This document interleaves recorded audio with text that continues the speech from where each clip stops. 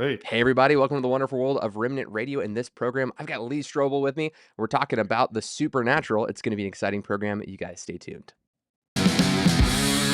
You are watching The Remnant Radio, a show where we interview pastors, teachers, historians, and theologians from different churches and denominations. My name is Joshua Lewis. I'm the pastor of King's Fellowship Church in Ada, Oklahoma, and this is my co-host, Michael Roundtree, who leads Convergence OKC. Together, we want to help you break outside of your theological echo chambers. So, if you're interested in learning about history, theology, and the gifts of the Spirit, this is the show for you.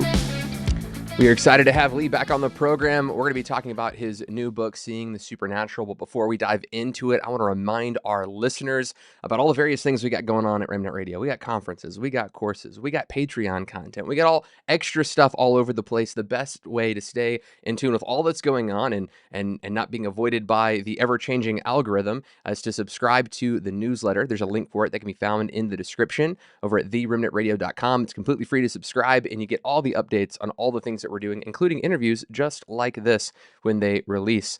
We don't spam you. We just give you a weekly email kind of letting you know all the different things that are going on. And if that's interesting to you, make sure to subscribe. We've got study guides and all kinds of stuff that we publish, so you want to be up to date on all that. Without further ado, I want to introduce my guest. Lee, tell us a little about yourself and your ministry for people who might not be familiar with you, might not have seen you on the program previously. But yeah, tell us a little about yourself and your ministry and how people can get in contact with you. Yeah, I'm a writer and apologist, evangelist. I write books about evidence for the faith on apologetics. Done over 40 books along those lines. Made some movies along those lines as well. So my passion is to see people understand why it is we believe what we believe and to come to an authentic faith in Jesus. I've been a pastor. I've been a journalist. I was an atheist for my early years. Came to faith after a 2-year investigation of the historical evidence for the resurrection, and ultimately left journalism. I was legal editor of the Chicago Tribune to take a 60% cut and join the world of the church. Well, we're thankful that you did so. I would imagine it's given you some time to write more material, which has been Yeah. much better for the larger body of Christ. So we appreciate that that transition there. Tell us a little bit about this new book that you've got, and kind of tee up our conversation for today. Well, I've always been fascinated by the topic of the supernatural. 8 out of 10 Americans do believe there is something beyond the physical world that we can see and touch. But I'm a skeptic by nature. I mean, that's my background in journalism and law. So I'm always looking for evidence. I'm always looking for corroboration and facts. And so I wanted to investigate what evidence is there that there really is a realm beyond what we can see and touch. And that launched an investigation where I interviewed scholars, experts, scientists, and so forth from around the country and beyond to talk about various aspects of what the realm beyond our physical world looks like.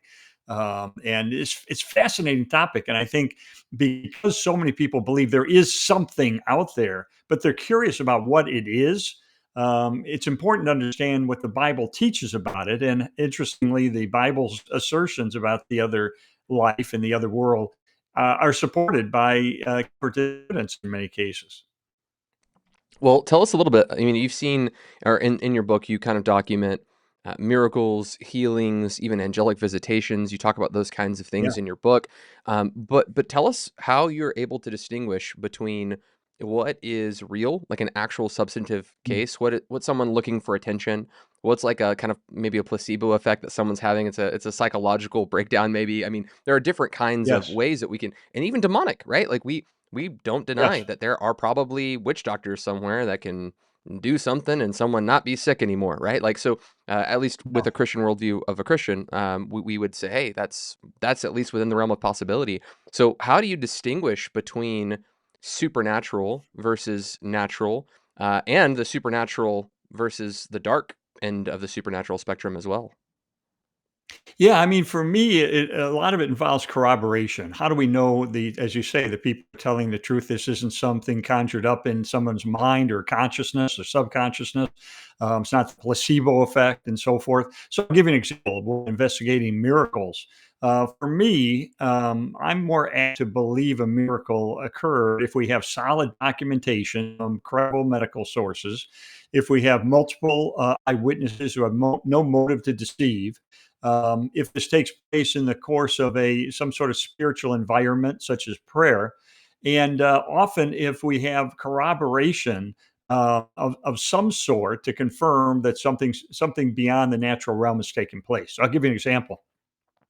We have the case of a woman who was dying. She actually had an abortion. She was dying in a hospital in England. They bring her into the hospital. They're trying to treat her, and she flatlines. I mean, she's by all accounts, she's deceased, and yet her consciousness continued to live on.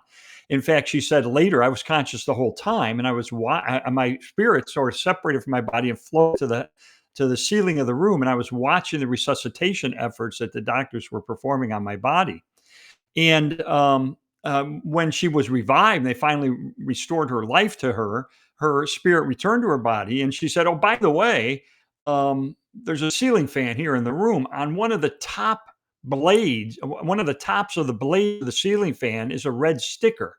You couldn't see it from the room, but from her perspective, looking down, spirit had separated from her body. She was able to see a red sticker on the top of one of the blades of the ceiling fan. So they got a ladder. They went up there. They looked, and sure enough, there's the red sticker that she would have no way of knowing was there, except if she had had an authentic out of body experience and had looked from that different perspective. So that's the kind of corroboration that tells me that something is going on there. And we have cases where see things, hear things, experience things that would be impossible for them to experience if they hadn't had an authentic out of body experience. In fact, we have 21 cases of people who are blind, many of them blind since birth, and yet during a near-death experience that they had, they're able to see, many for the first time. And yet, when their sight is returned to them, or their life is returned to them, and they're resuscitated, their sight disappears. So Vicky Umapeg's a good example of that. She was in her 20s. She was blind in a car accident. And yet she said, I was conscious the whole time, even though she was killed in the car accident. She's conscious the whole time. She's seeing the resuscitation effort. She's seeing people and birds and trees for the first time. And then when she was resuscitated, her spirit returned to her body and she lost her sight again. So this is a report published in a secular peer-reviewed medical journal. So that's a kind of corroboration that I'm looking for to tell me that something beyond this world is taking place. Yeah, that is fascinating.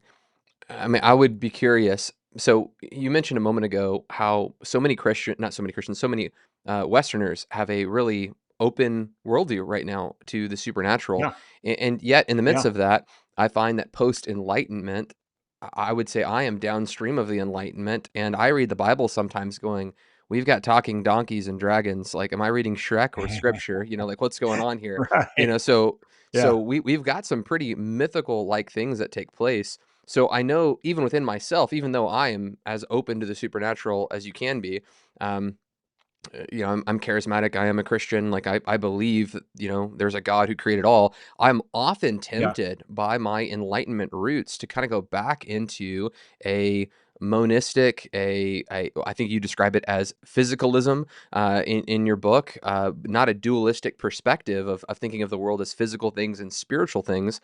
What would you find to be your strongest arguments against viewing the world by just material means and the physical world that's around us, what we can touch, taste, smell, and sense with our hands and senses? What's the strongest argument in favor of this other realm? Is that the question? Yeah, I mean, I guess it's a both and. The strongest arguments against a merely physical world and arguments Mm, for a dualistic yeah. kind of viewing of the universe. I think, I have a chapter in my book where I interview a neuroscientist from Cambridge University, Dr. Sharon Dirks, who makes a very strong case that we are more than just our physical brain. That we're a consciousness, a spirit, a soul that is distinct from our physical brain and yet interacts with our physical brain. And we see evidence of that, for instance, in the near death experience I just mentioned. Where if this person was physically dead clinically dead anyway at the time, and yet was still conscious, that shows that we are more than just a physical brain, that we are more than just firing of neurons. Um, So I think that's one important fact that a lot of scientists believe that we are merely what our physical brains are. And yet, that doesn't really, as Dr. Dirks told me, she said, imagine a scientist who understood everything about vision.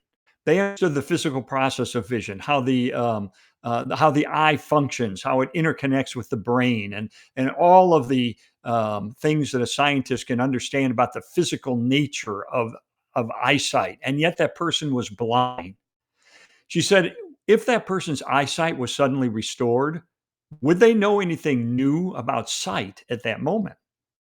Well, yeah, I think they would. They'd be able to see, and that would add new information. She said, absolutely. She said that means physical facts alone cannot account for the first person experience of consciousness. No amount of knowledge about physical working of the eye and the brain is going to get that scientist any closer to the experience of what it's like to actually see. So, that's another indication we are more than just our physical brain. There's something else going on there. And then we get peeks into the supernatural realm, not just through near-death experiences, but also through deathbed visions. The difference between those is that in a near-death experience, the person is clinically dead.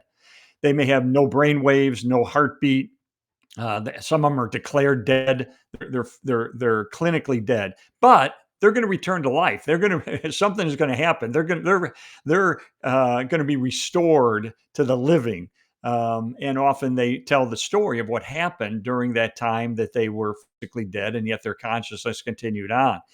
In a deathbed vision, a person's going to be permanently dead. So they're on the verge of permanent death.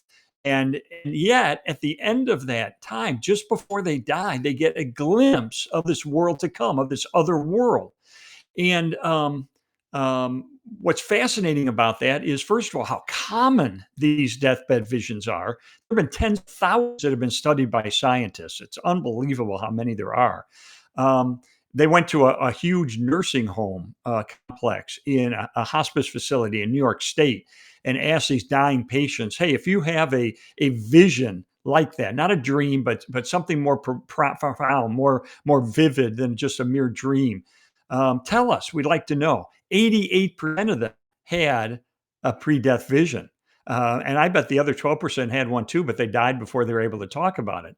Hmm. So these are extremely common, and the fact that they're common helps argue in favor of their authenticity. Because if they only happen once in a blue moon, then an atheist could say, "Well, sure, we had billions of people who've died on the planet.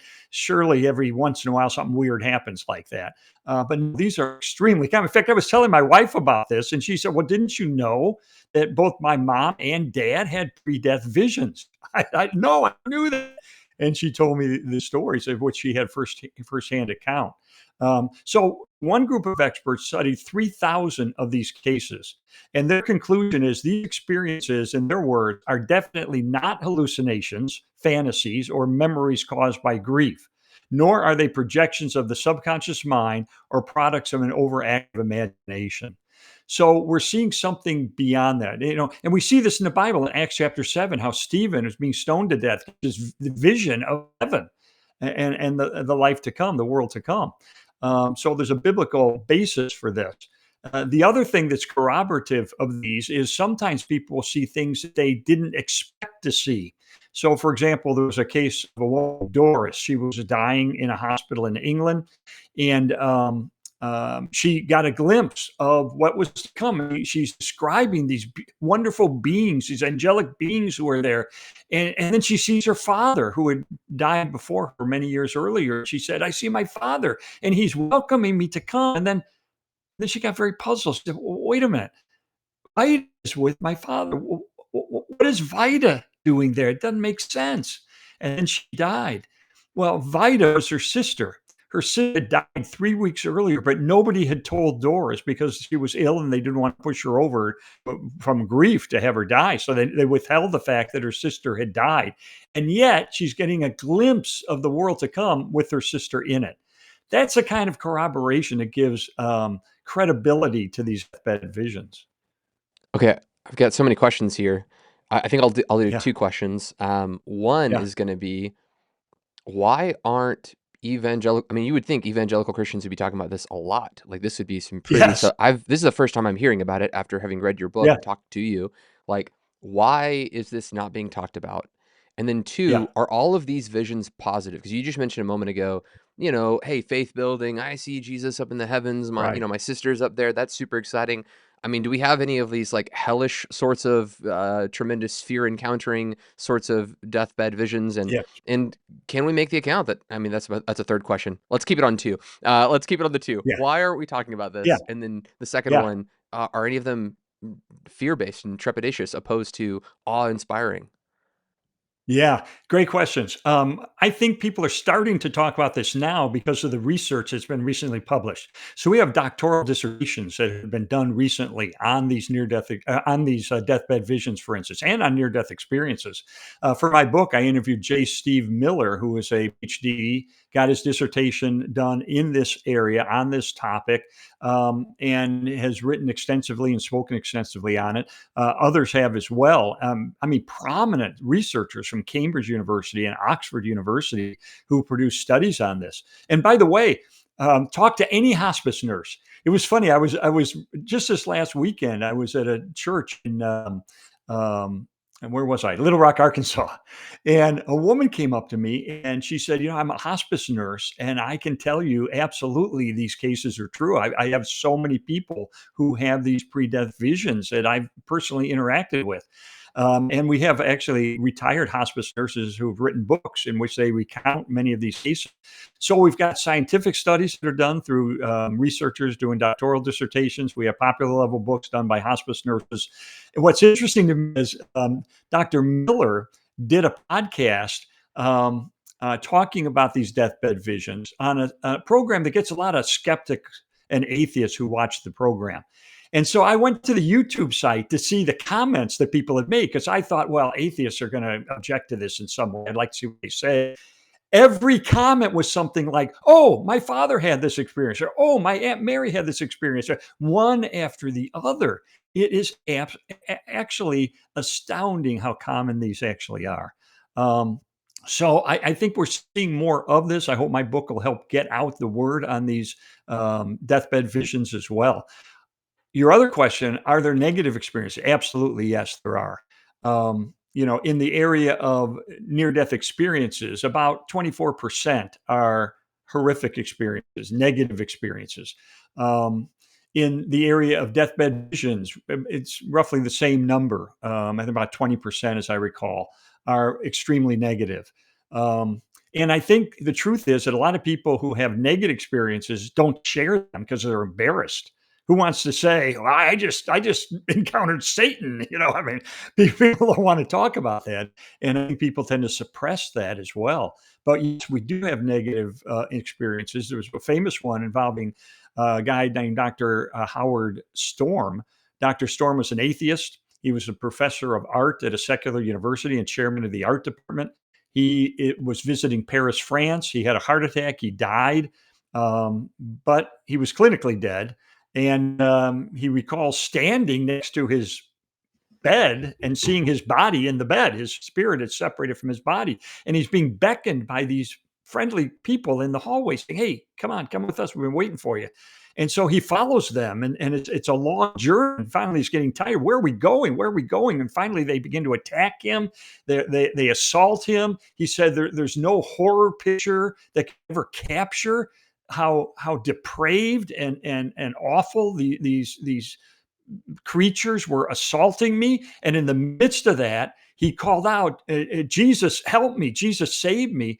And this white orb comes, and Jesus emerges from that and rescues him from this assault. Um, well, it was a near death experience. He comes back, his health is restored, but so powerful was this experience that he not only renounced his atheism, he not only became a Christian, he not only resigned his tenured position at the university, he went to seminary and became a pastor of a little church in Oklahoma, actually.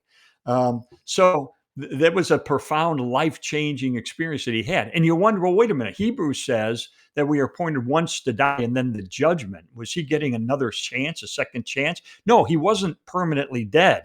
This was a clinical death. He was going to return to life. And so it's not permanent death that he experienced, but it was a clinical death.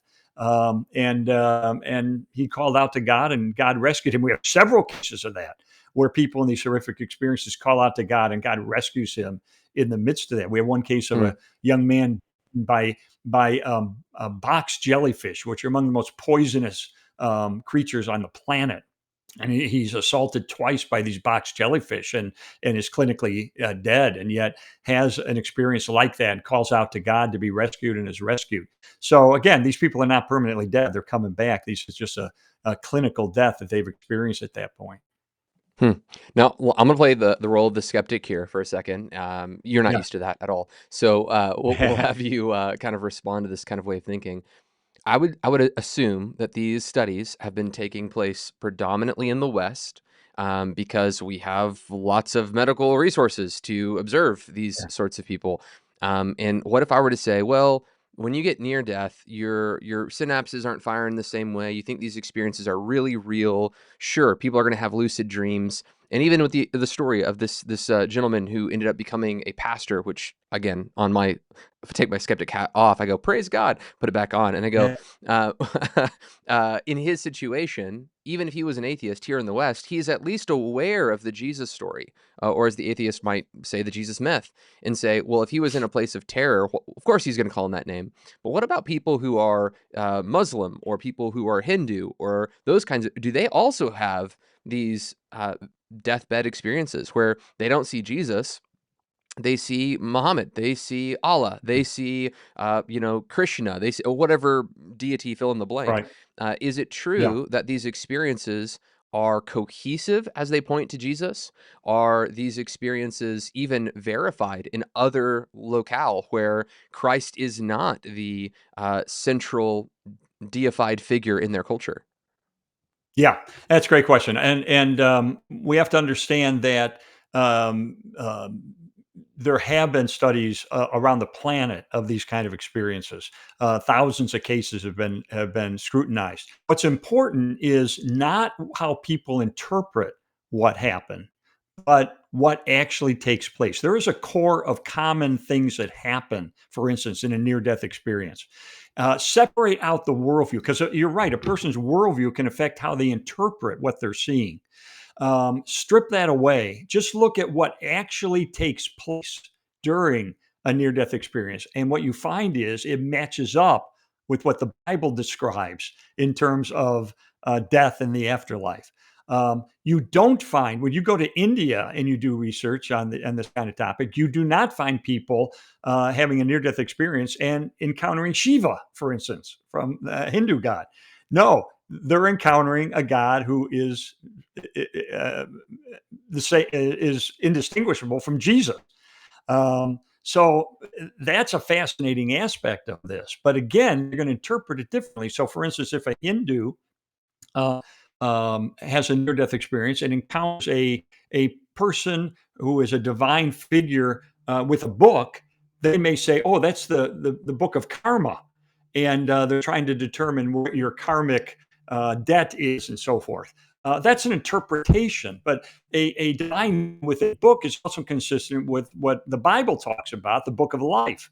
So, no, we're not seeing people who are having dreams that are not dreams, but near death experiences that are different depending on where they are. They're consistent in terms of what takes place. And again, those aspects of what takes place during a near death experience are consistent with Scripture.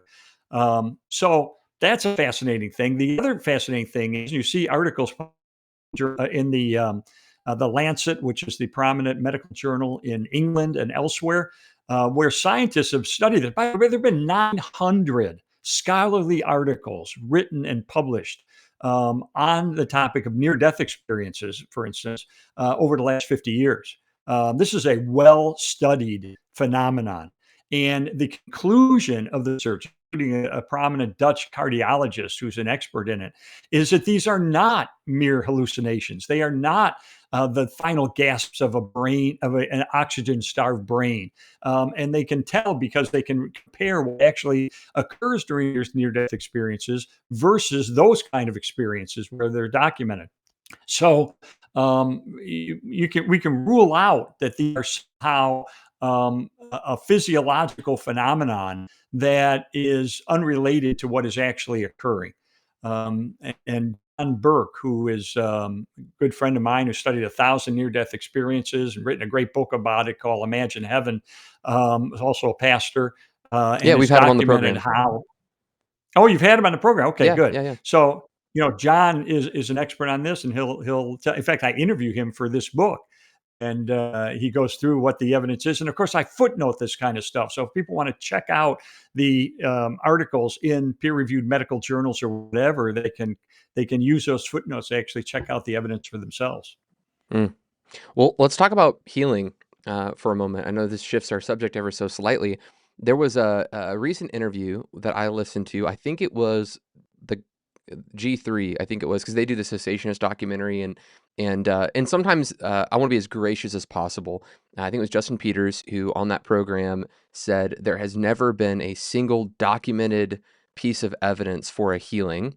Now, I think what he might have meant to say was Yeah, that these organizations, some of these like televangelists who traffic in healing, he might have said like, Todd White can't produce a single piece of evidence that any of these people are healed. That maybe that's what he meant. I want to try to be charitable to him yeah, as possible, yeah, and it would be yeah, fair to say I've prayed for people and I've seen healing, but I have not taken that person and found a way to get a verifiable evidence of that healing. And I think even Justin yeah, Peters would say God is sovereign. He can heal if he wants to. So I think I just want yeah, to, for all the people who think I'm building a yeah. straw man, I'm not trying to do that. Okay.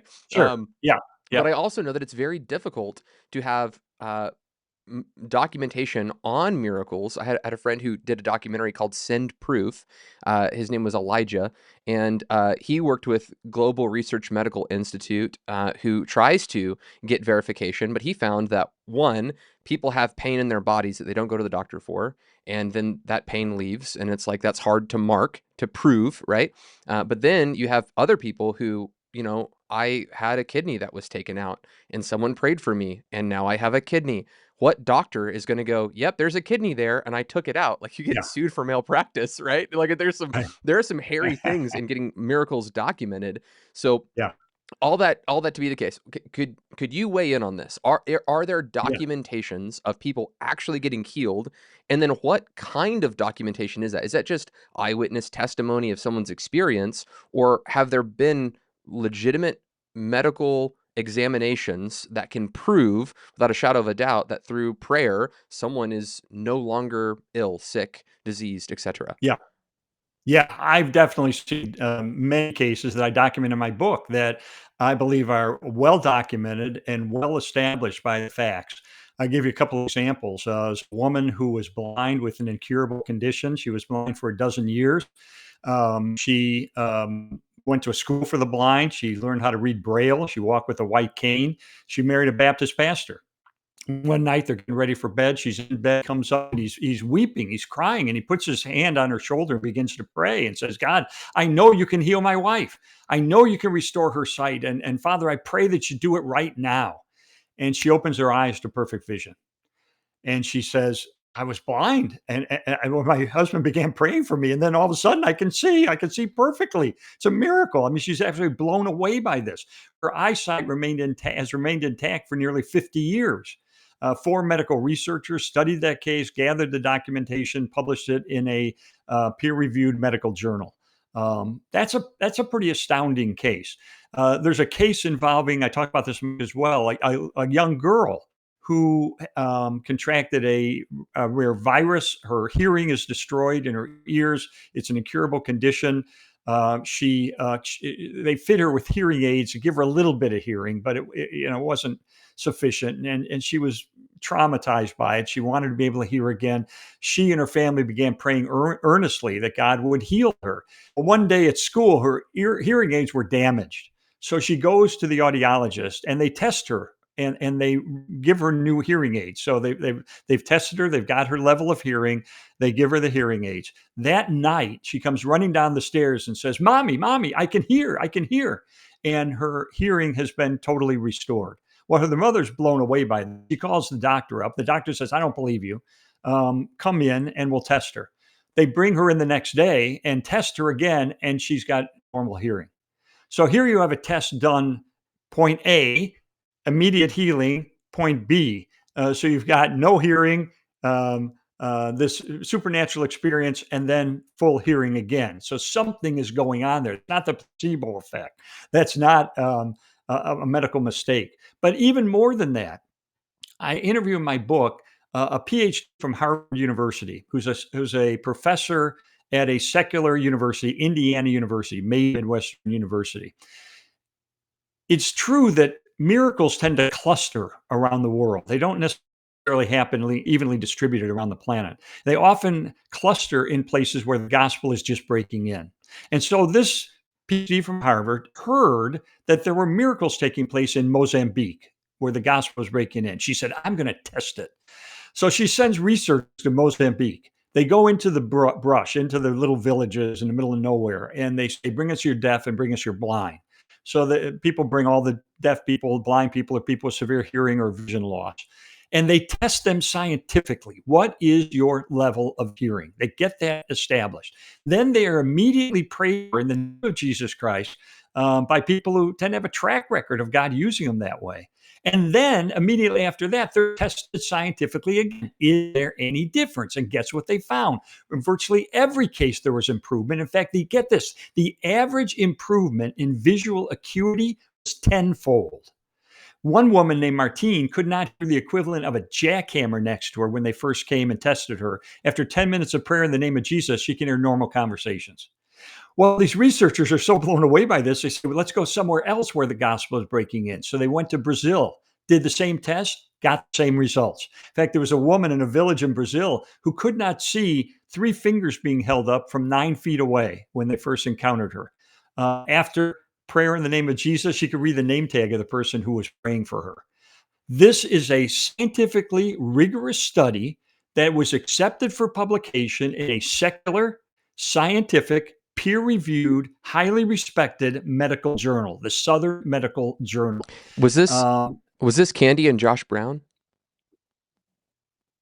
I don't believe so. Oh, I don't know Josh Brown. Who's that? I think it was. Is it Josh Brown? Candy. I interviewed her, Candy Candy Gunther Brown and Brown. Josh.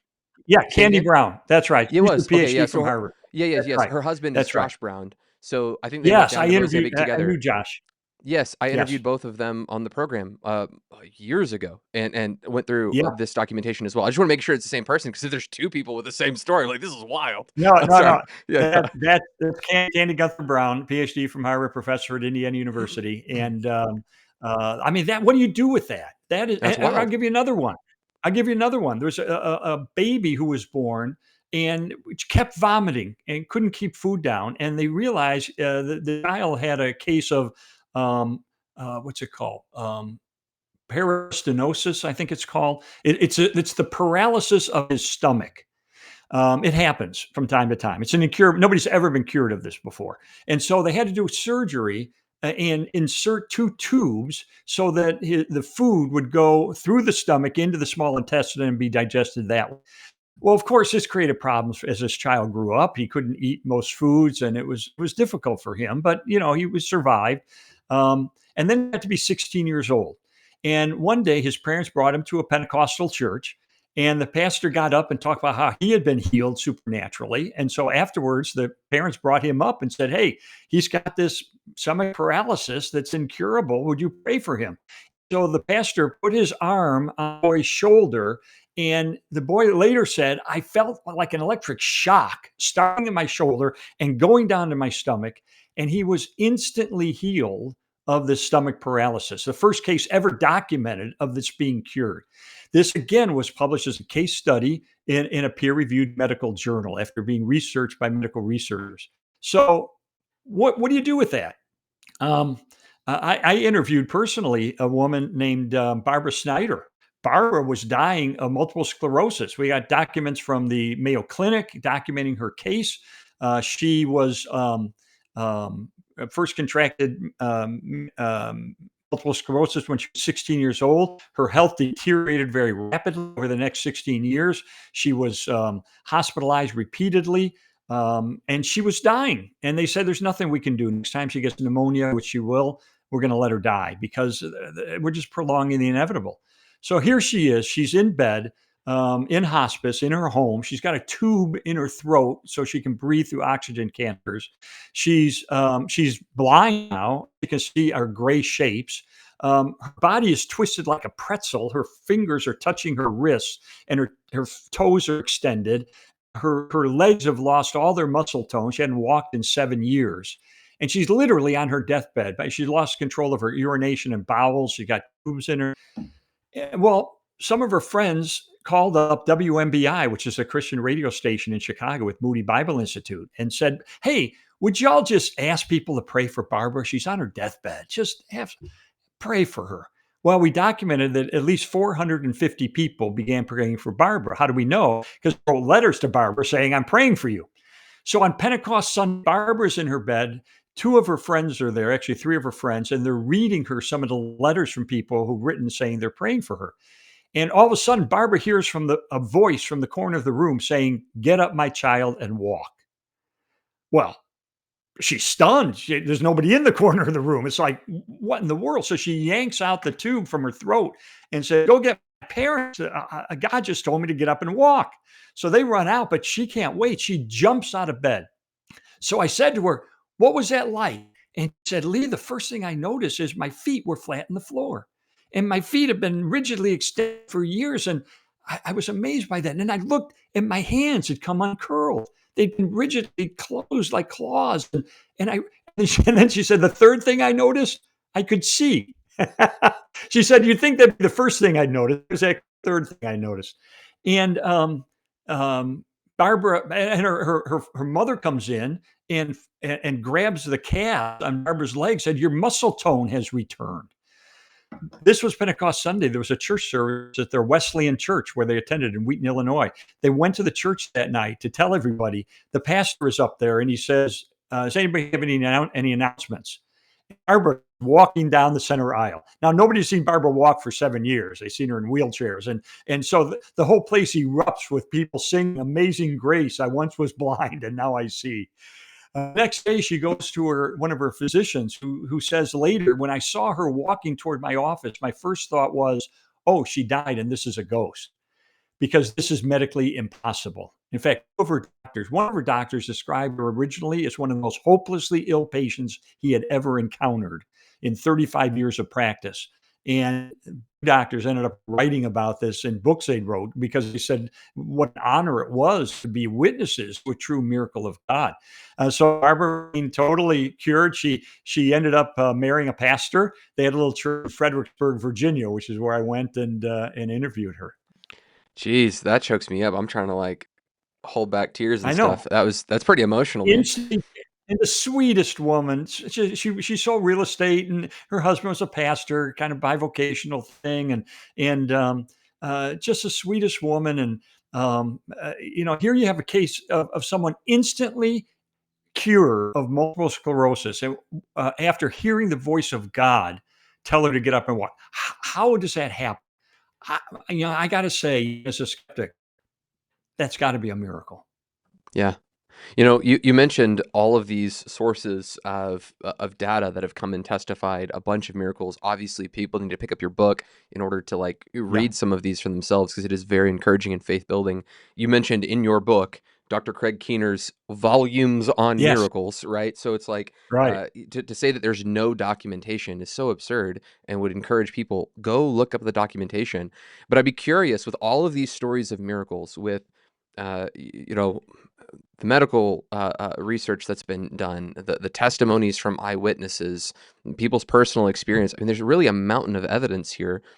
What do you think these are pointing to? I mean, are they Mm. for personal relief of affliction and pain? Like that would be a good thing. We see Jesus is moved to Yeah. compassion in the scriptures a lot. We see these things testify to the gospel, to Jesus? I mean, Yeah. what are you seeing the purpose behind these things? Is it to save unbelievers, right? These are all, I mean, not all, but in many of the stories you shared, you had believers going to a Pentecostal pastor. You had believers sending in, prayer letters to another believer. It wasn't as if this moment of gospel, like, is Barbara was her name, right? The last story you shared. Yeah. If Robert Snyder. Barbara Yeah. horribly died in that hospital bed, she would have been with Jesus, right? Like, it sounds like she Yeah. was a faithful Christian person. So, Right. unto what That's right. end? Like, what was the point of these things?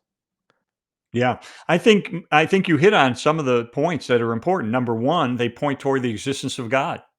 And when non-believers hear these stories, not just hear these stories, but see the documentation, I think it opens their eyes to the possibility that maybe God does really exist. Secondly, it gives credibility to the gospel accounts of Jesus' life, because a lot of skeptics, like when I was an atheist, I'd read the Gospels, Mark, Luke, and John, and they had these stories about Jesus doing miracles. I said, well, of course, this is fairy tales. This is make believe. This is wishful thinking. Miracles aren't possible. They violate the laws of nature, so they can't happen. So I had skepticism toward the Gospels. And yet, if miracles are continuing today, then they could have occurred in the first century as well. And so this gives us reason to trust what the Gospels are telling us about the miracles that Jesus performed as well. And I think it deepens the faith of believers when they read these accounts and they hear these stories and they see the documentation, that it just gives them one more reason to believe that the Bible is telling us the truth when it tells us that there is a realm beyond what we can see, touch, and put in a test tube. Hmm. Well, tell me about some of these spiritual experiences that aren't quite healings, aren't quite visions, like Nabil Qureshi. You've Yeah, documented in your book, and you don't have to just limit it to him. You feel free to talk about yeah, others as well. I'm reminded of all of these stories of Muslims coming to faith because a man in white yes, comes to them and yes. speaks, and wild experiences. That tell us about some of those. Yeah. I have in my book about this with the world's leading expert on it. It's a fascinating topic. And again, here's what's important. There's corroboration. Here's what I mean by that. I'll be a typical story. And this is, by the way, you're right. This is a phenomenon happening all over the Middle East, especially in countries that are closed to the gospel, where the gospel cannot legally be shared.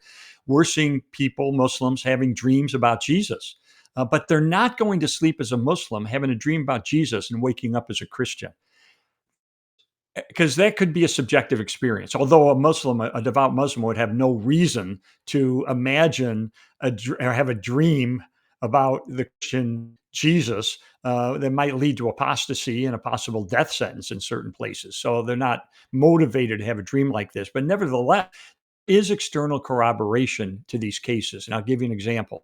There's a woman named Noor. Noor was a Muslim mother of 8 children. She lived in Cairo.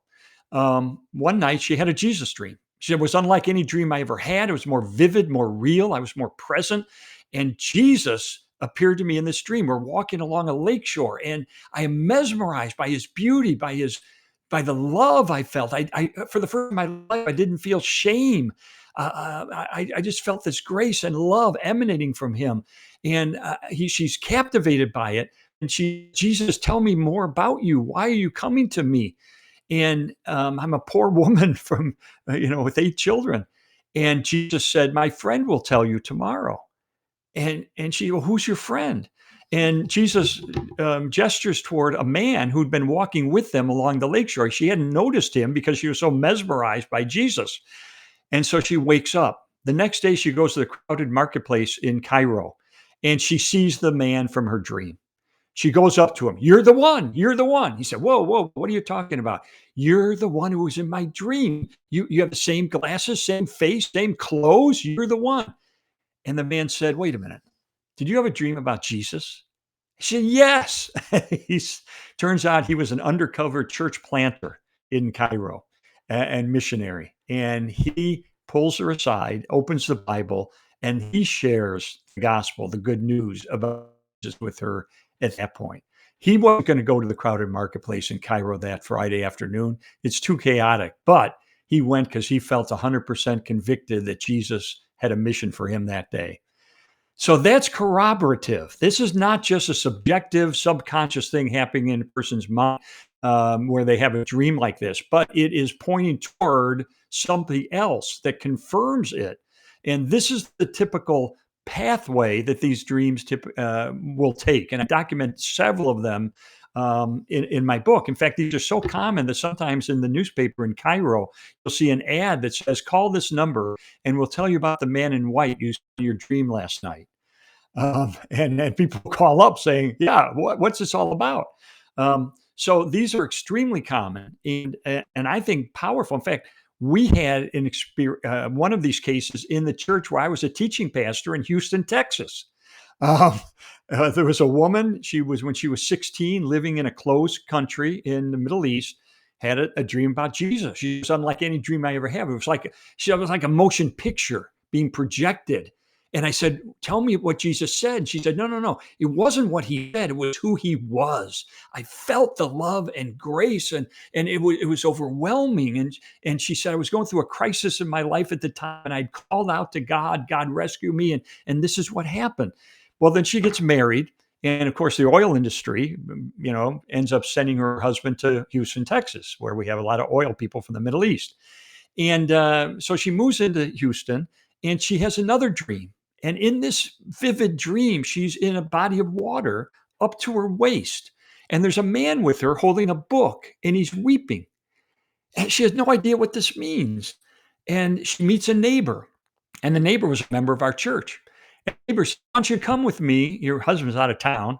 Why don't you come with me to Easter services at this church, Woodlands Church in the Woodlands, Texas?" She came. So they're sitting in the auditorium waiting for the service to begin. And the woman sees the man from the pond in her dream. Said, "There he is. That's the one. He was the one in the water with me. Who is he?" And he comes over. His name is Alan, and he's our pastor of baptism. And they end up leading this precious young woman to faith in Jesus Christ. And then, sure enough, in our pond with water up to her waist, with Alan with an Bible weeping as he then baptizes her in the name of the Father, Son, and Holy Spirit, just as the Man, dream foretold. So here we have a local case right there in my church that I was part of in Woodlands, Texas. So that's yeah, these are it's incredibly wild. common. I mean, it seems consistent with what I see in scripture, as in like Cornelius has an angel, and I Yes. bet you anything, Cornelius would have been like the angel who spoke to Cornelius would have been a much better communicator of the gospel than Peter. And Mm. yet he doesn't in Jesus, like I think of the Mount of Transfiguration, Jesus glows, right? Yeah. He's on the mountain. There's Right. a voice from heaven. This is my Right. son in whom I'm well pleased. There's dead folks showing up. You got Moses and Elijah hanging Yes. out there. Right. Um, it, I'm inclined to believe that Jesus is probably better at preaching the gospel than any of us. Like, why doesn't he just show up like glowing and go, "Hey, it's me. I'm the guy. Like, believe in me." But for whatever Yeah, reason, go yeah. ahead. I That's was a going to say, common question. yeah, It's the hiddenness of God, right? Why doesn't he just write in the sky, "Yes, I'm God and I'm here." Why doesn't he yeah, just appear to everybody? And I think the answer is he has made himself in history at times so obviously clearly real. For instance, with the Israelites, with the of the Dead Sea, with their experiences as they cross the desert and so forth. It was clear that God exists. But what happened? Did they fall on their knees and receive him? No, they fell into apostasy again. So who's to think that if God, miraculously appeared to everybody all at once, that people wouldn't write it off as being a for special sure. effect, an artificial intelligence phenomenon that people are tinkering with or whatever. I mean, skeptics would find a way to explain it away. No, Um, for sure. he made himself clearly obvious at times in the past. We still fell into apostasy. Why would he think we would do it? We wouldn't do it again. No, that's right. I guess what I meant by all that is that Jesus says it's better for me to go, and I just go, man, how is that the case? Again, because I just think in Mm, terms of like, if I were God, and I'm not, right? But let's say if I were, I would, here's Jesus glowing on the mountain, and he's like, I'm gonna leave, and I go, hey, just real quick before you do that, let's start, the Jesus School of International Ministry. What'll happen is we'll just import everyone from the four corners of the world to you. You'll do that glowing thing that only you can do, and then people will believe that you're God, right? But for whatever reason, it seems as if, and this is my only compelling, like, I think this is why it's like it's God's good pleasure to use us as ambassadors for that message. Mm, Like, again, angels mm, could do it and probably better. Jesus could do it and probably better, but the Great Commission is not a great mission. It's not just Jesus's thing. He's co-laboring, he's co-partnering with the church. And it's yeah. it's God's. There's a story.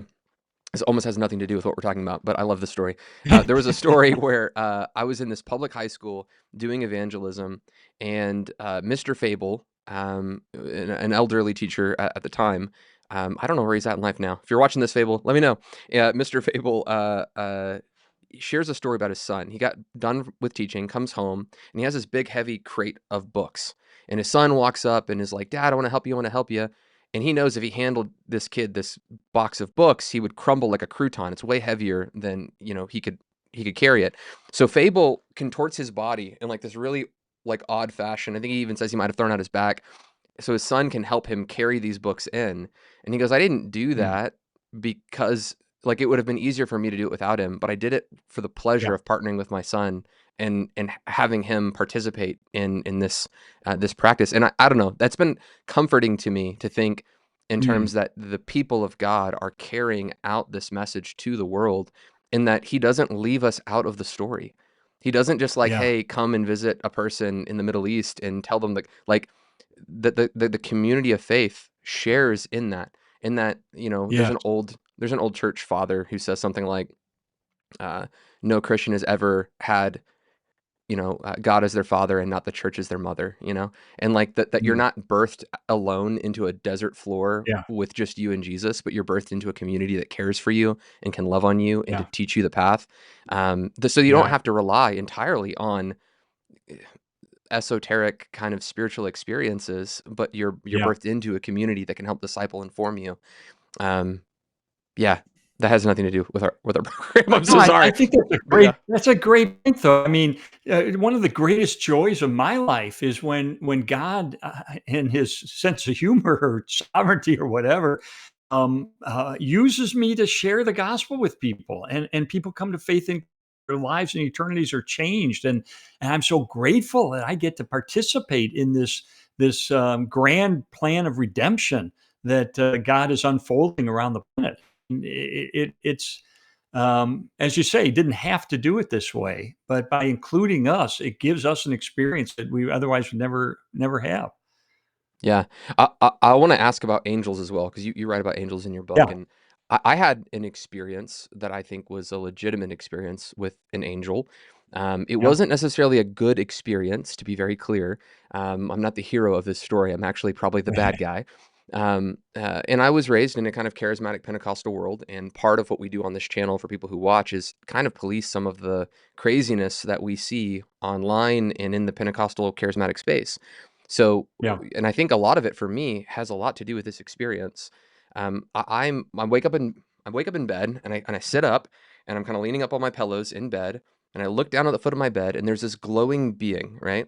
It almost looks like a mannequin, no eyes, no mouth, no ears, just kind of humanoid, but like nothing.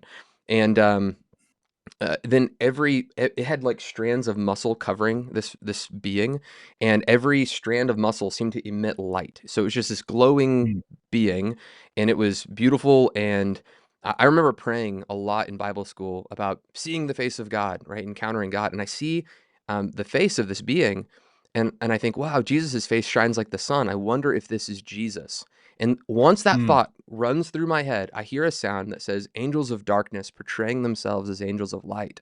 And I looked over and I saw my wife in bed, and she's like being tormented. I've seen this where she's just mm, like, and then suddenly I come to. Now I'm exactly in the same place. I'm leaning up in my bed. That thing's gone, and my wife is not being tormented.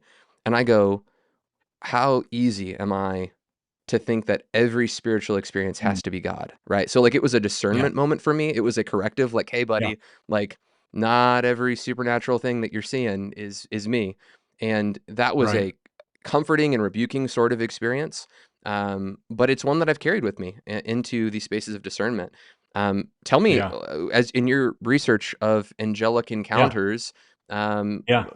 how do you verify these accounts? And of these Yeah. accounts that are verified, do you have some of them that are positive and some of them negative, like mine? Like where Well, you see God giving those kinds of instructions in seasons like that? I actually had it's funny when you said you had an experience. I had one as well. When I was 10 or 12 years old, I was alone in my kitchen in this dream. It's the only dream I remember from my childhood. It was more vivid than any dream I'd ever had. And an angel appeared to me and began extolling the beauty and wonder and joy of heaven. And I'm listening to him talk about this. And I said, well, I'm there someday. And he looked at me and he said, how do you know? I'm thinking, what kind of question is that? I don't know. I'm a good kid. I obey my parents pretty much. I get good grades in school. I've been to Sunday school a couple of times. And I'm kind of stumbling around trying to justify that I'm good enough to get into heaven. And the angel said, well, that doesn't matter. And now I'm stunned. Now I got this shiver goes down my spine. What do you mean? How can that not matter? That makes no sense at all. And then the angel said, someday you'll understand. And he disappeared.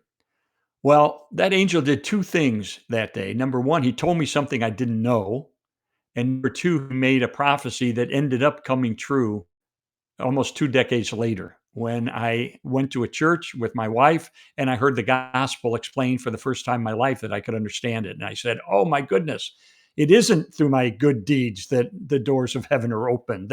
And all of a sudden I flashed back to that dream and that encounter with that angel and thought, "My gosh, he's right. Someday, 20 years later, I understand." Um, so people have these kind of dreams.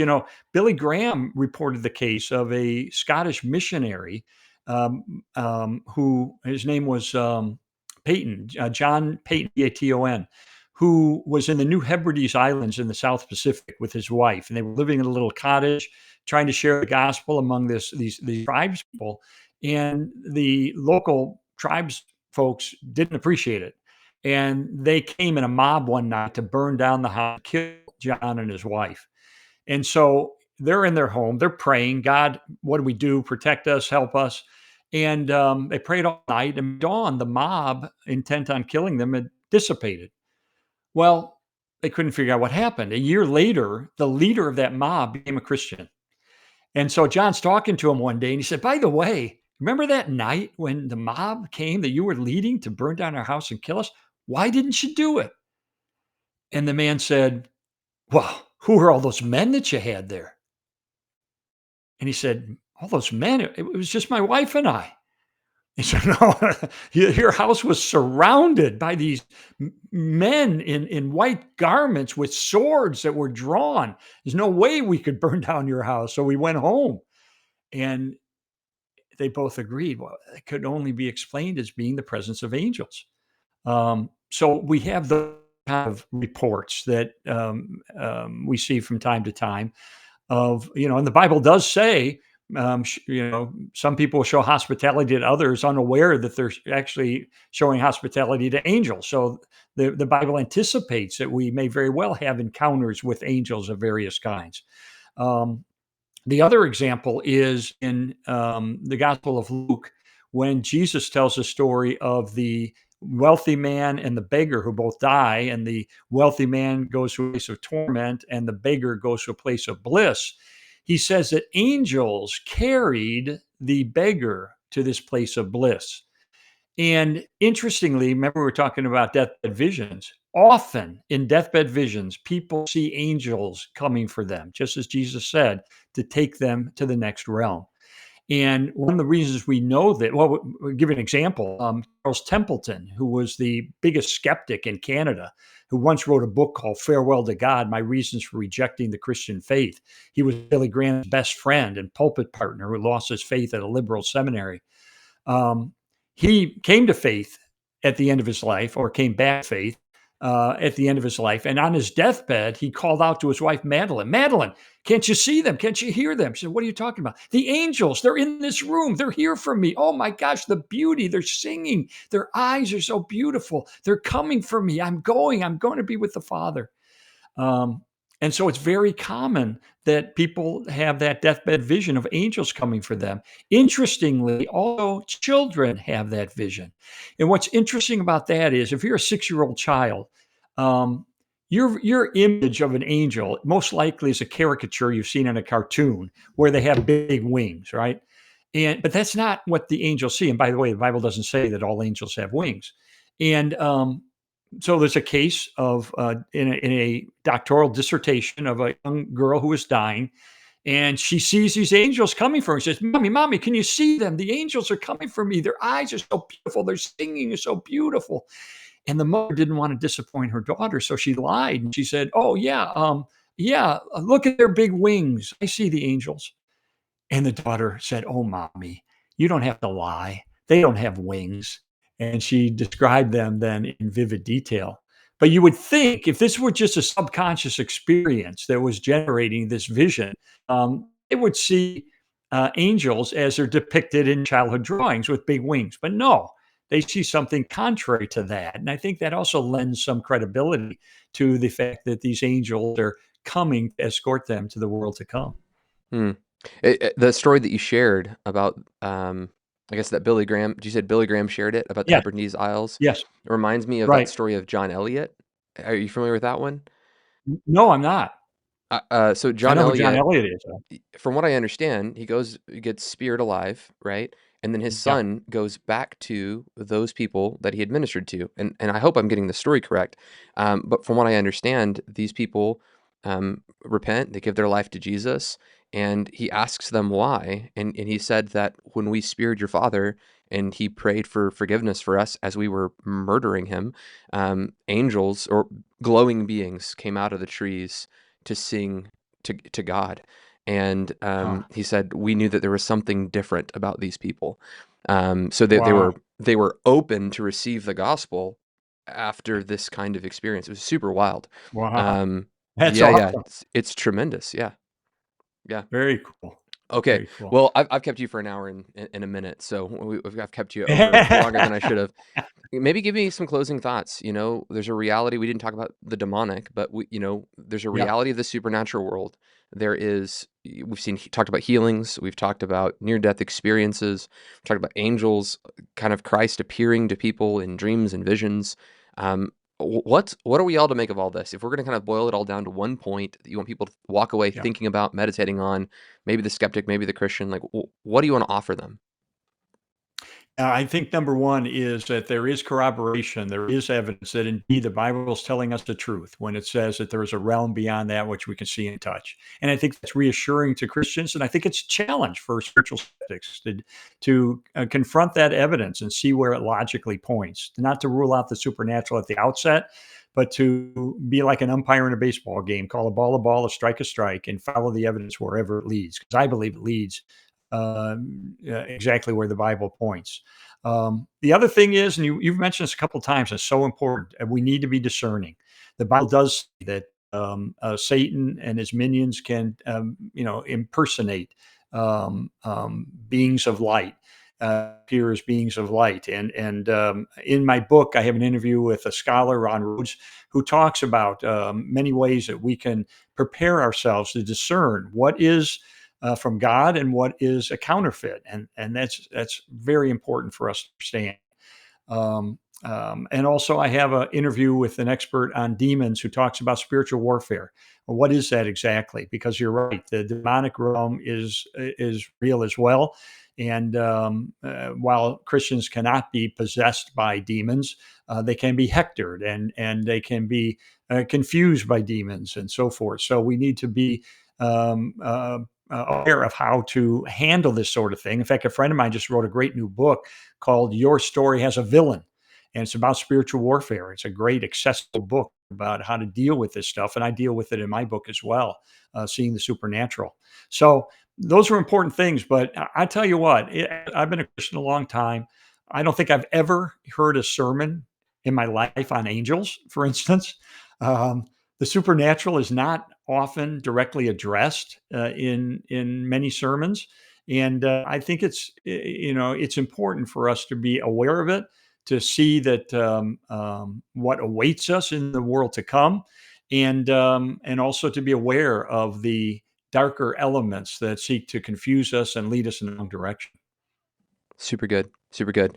Guys, thank you so much for tuning into this program. Lee, thank you so much for coming on and joining us and sharing your Sure. research and these stories. Extremely faith building, I think, for the believer.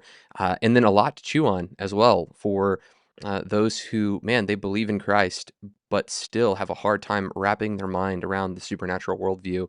I remember talking to Tim Mackey when he came on the program many years ago, and we had him talk about angels and Genesis and the kind of the unseen supernatural world, and he kept telling us over and over, like, guys, I'm sorry, like, it's hard for me to buy this. Like, I know that it's true, like, I believe it, but like, Yeah. it's so hard for me to make sense of the cosmology that exists. And I think, he's a Yeah. PhD Bible scholar who's had, decades of training. And, all of us, I think, at times wrestle through, man, the Bible's Yeah. just a little bit more mythical, I think, than we're comfortable with. And there's a Yeah. lot of supernatural activity in there. I mean, you flip to any page of the Old Testament, and here's the word of the Lord coming to some guy, or God Yeah. ordaining certain events supernaturally through his sovereign hand. You've got visions and dreams and angelic encounters all throughout the scriptures. And I think it's good for the believer to be reminded that God isn't this distant deist who spun the world into existence and then walked away, but that he is intimately involved both through sovereign action, but then also just kind of the inbreaking of the kingdom that we see because of the work Yeah. of Jesus. I don't think it has declined. If anything, I would think that the age that's marked by the inbreaking of the kingdom and the pouring out of his spirit on his people, we should be a people that contend and believe, man, God cares. He's not distant. Yeah. He's not far. And I think that should encourage our faith and our prayers and those sorts of things. So, guys, thank you so much for tuning into this program. If you love the content, make sure to subscribe, like the video, and subscribe to the newsletter so you get updates when we come out with content just like this. Lee, thanks again for coming on, and look forward to having you on in the near future. God bless you. Thanks so much for having me. Yeah, blessings, friend.